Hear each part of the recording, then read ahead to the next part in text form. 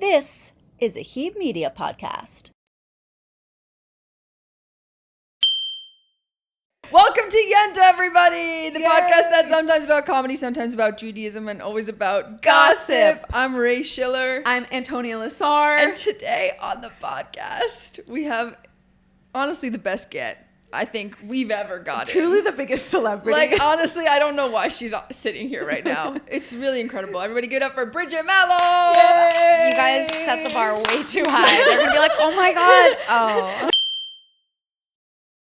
If you are living under a rock, Bridget was the star of season 2 of The Queer Ultimatum. I mean, for sure, my star. My star. The whole as well. time we were watching it, I was like, she's my favorite. probably the least screen time of anyone on the cast. You know, you but said that to me. I was like, Did that's you I really? didn't really notice that. Okay, the thing is, I'm in it a lot in the first, 3 episodes, and then not really at all after that. So it's deceiving. Because you were too in love with Kyle, and they were just like, They're like, this has a is good boring. relationship. She wants She's to be boring. faithful, forget it. Yeah, honestly, that was a failed. You were a bad casting Yes, choice. I definitely was. I think people think that because I went on a reality show, I just magically have money now. And Yeah. I'm like, no. It's Yeah, like, I actually, they don't. don't pay you Yeah. anything to be on those. Did they pay you anything at all? It was $15,000 before taxes for 2 months. Yeah. So it doesn't come out to a whole lot. No, nothing. it doesn't. Yeah. Post taxes, that's like $7,000. Yeah. Right. You were telling me that when you guys met, you had a conversation Yes. based off maybe one of your bits that we were so excited to get back into with you about queer This idea queer of gays yes. and gay Yes. gays. And how you and Kyle were the only couple on the pod, which is obviously why you're my favorite, that were actually queers instead of straight queers. I think mistakenly people sometimes think that it's this coastal elite thing. No. This liberal elite queer word. And I'm like, it's not that either. You can go to the middle of the country and find queer people. Yes. Okay, here's my attempt is it's deprogramming. There is a willingness to see beyond the things that culture says you need to do and Yes. have. People who have seen beyond the matrix Yes. and are like, that's Yes. stupid. I I don't think need to do that. that is the best way to put it. Yeah. Right? There was a scene in the first season of Queer Ultimatum where Mal was talking about you don't know what I'm like in the bedroom, whatever. And I was like, queer. That person is queer. Right. It's just because the whoever they were on a date was assuming that They're you masked. would never so like they're another top. mask, and it's this rigidity that you're talking about. Yes. I think Yeah. it's the internalized heteronormativity. Yes. That the things that need to be deeper. I just came up with that. That's so good. Where's the queerness in your relationship? I think Kyle and I are both extremely queer in that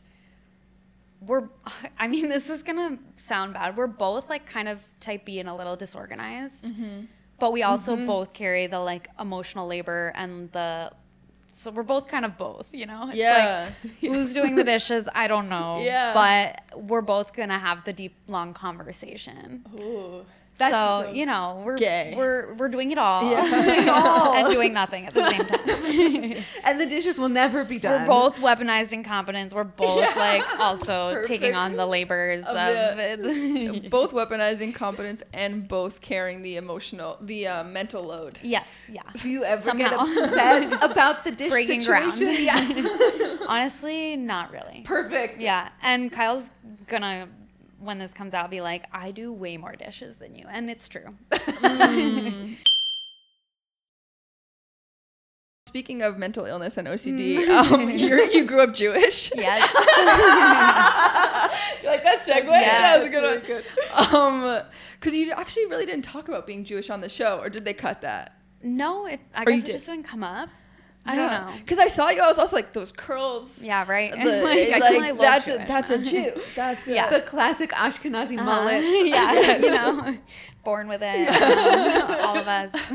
What kind of Jew did you grow up as, and where are Okay, you at yeah. with Judaism now? So, ethnically speaking, I'm 100% purebred, inbred, Ashkenazi Which being Jew, inbred is kind of being the purebred. Exactly. If you're purebred, you're inbred. That is just facts.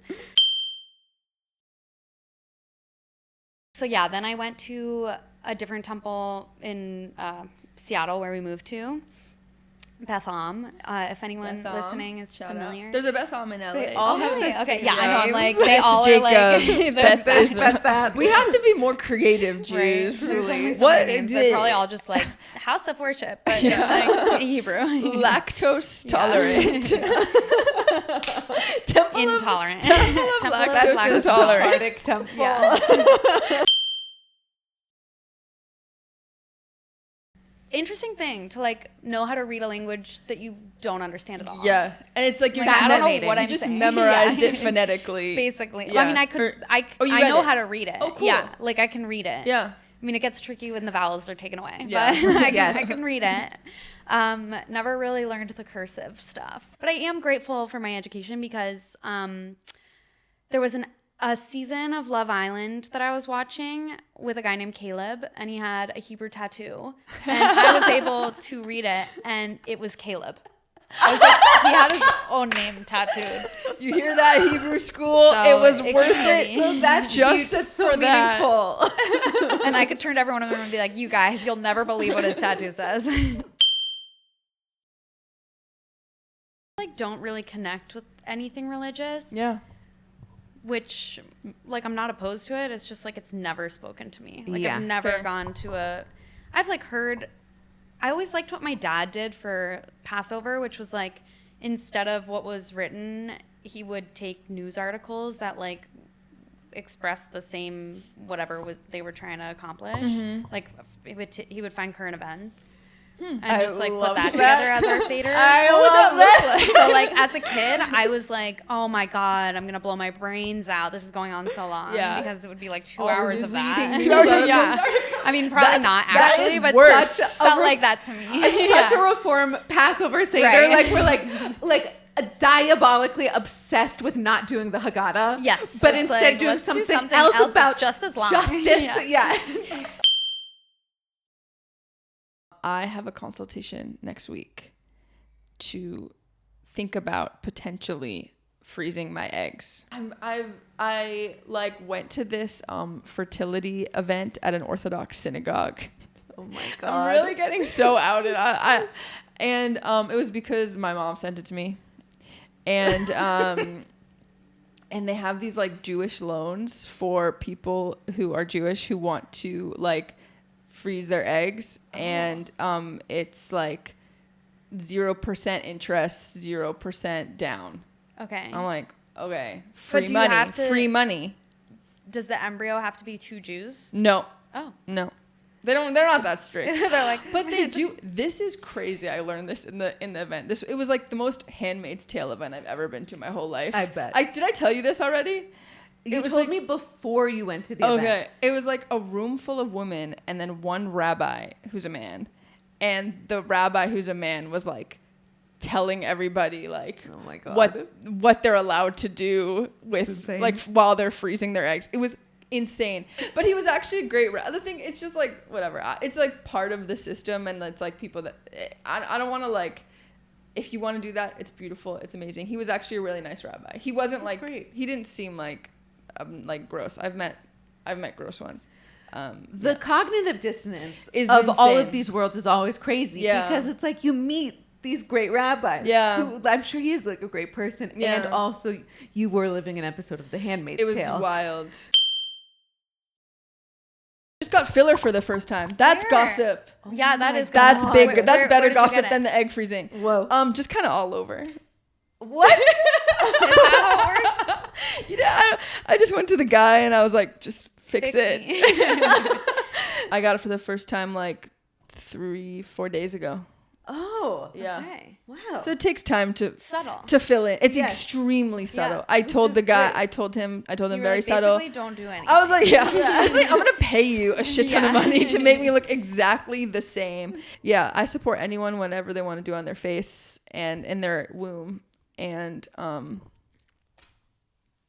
we love it. We love amen, and that's our religion. So when I was like 22, I was like obsessed with these queer musicians. They were a couple in LA, and I like came out here, saw them in concert several times.